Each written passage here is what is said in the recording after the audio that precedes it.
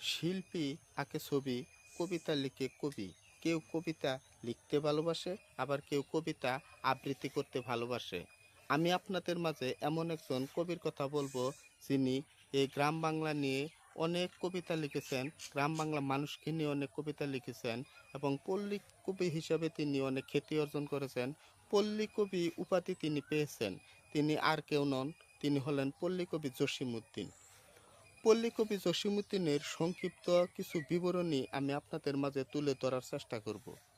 পল্লীকবি জসিমউদ্দিন ১লা জানুয়ারি ১৯০৩ খ্রিস্টাব্দে ফরিদপুর জেলার তাম্বুলখানা গ্রামে জন্মগ্রহণ করেন এবং ১৯৩১ সালে তিনি কলিকাতা বিশ্ববিদ্যালয় থেকে বাংলা ও সাহিত্য এম.এ পাশ করেন। আর তিনি ১৯৭৬ সালে ১৪ মার্চ তিনি ঢাকায় ইন্তেকাল করেন। এই ৭৩ বছর বয়সে তিনি আমাদের মাঝে রেখে গেছে অসংখ্য অসংখ্য কবিতা। তার মধ্যে কিছু উল্লেখযোগ্য কবিতা হলো নকশিকাঁথার মাঠ, কবর, আসমানি। কবর কবিতার দুটি লাইন আমি আপনাদেরকে বলছি। ওইখানে তোর জাতির কবর, ডালিম গাছের তলে, ৩০ বছর ধরে ভিজায় রেখেছি দুই নয়নের জলে।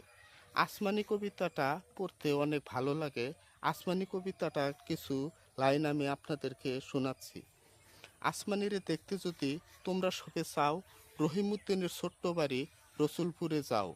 বাড়িতে নয় পাখির বাসা, ভেন্নার পাতা ছাউনি, একটুখানি বৃষ্টি হলে গড়িয়ে পড়ে পানি, একটুখানি হাওয়া দিলেই ঘর নড়বড় করে, তারই তলে আসমানিরা থাকে বছর ভরে, পেটটা ভরে পায় না খেতে, বুকের কখান হার, সাক্ষী দিছে অনাহারে, কয়দিন গেছে তার। অসাধারণ অসাধারণ কবিতা ভাই, পড়তে শুধু মনই চায় মনই চায়।